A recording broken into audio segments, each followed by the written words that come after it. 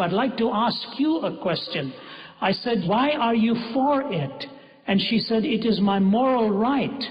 I said, all right, then respond to me this way. I said, many times I stand on a university campus and somebody gives me an illustration like this.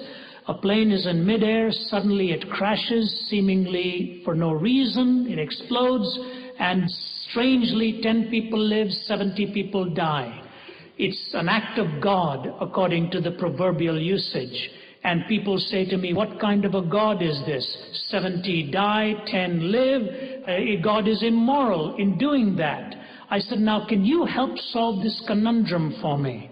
If indeed that is an act of God, and 70 die and 10 live, and he made that choice for it to happen, you're calling his choice immoral. I said, when you have the opportunity to determine whether somebody lives within you or dies within you, you're calling it your moral right. I said, can you explain this conundrum for me?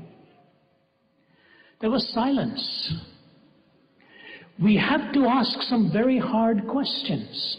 I have written a paper that I'll be glad to present these options. There are only 4 possible options with what that child is in the mother's womb, as far as I know. That is something like it is alive and you don't know it. It is alive and you do know it.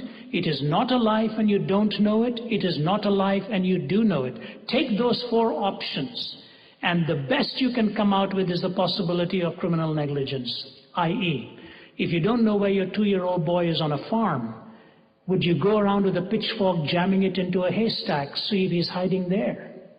Why? You would not want to risk hurting him. Now, having said that, the hardest thing for the Christian, and for me, I speak now personally, to me it's a very treasured thing that this life is so sacred and so vulnerable. It is not the mother's life, it is not the father's life. Geneticists tell you that. From the moment of that conception, this is a brand new entity.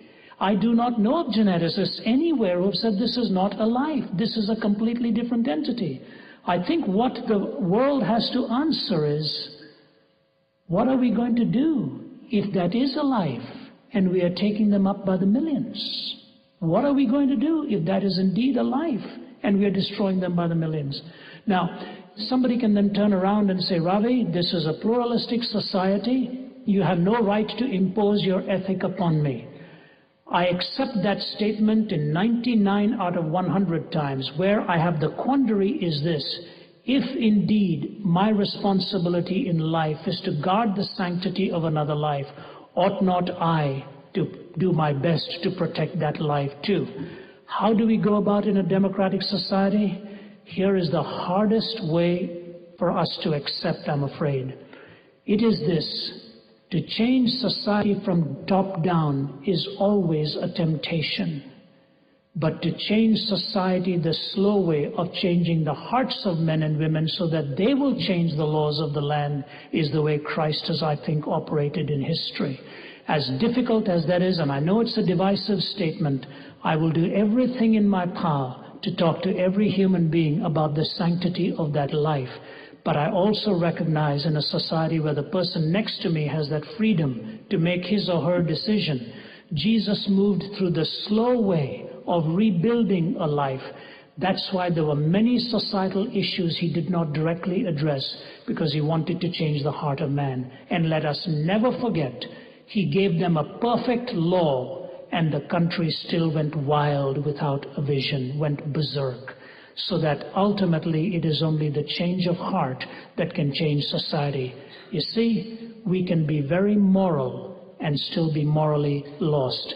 Jesus Christ did not come into this world to make bad people good. He came into this world to make dead people live. Those who are dead to God to be made alive to him.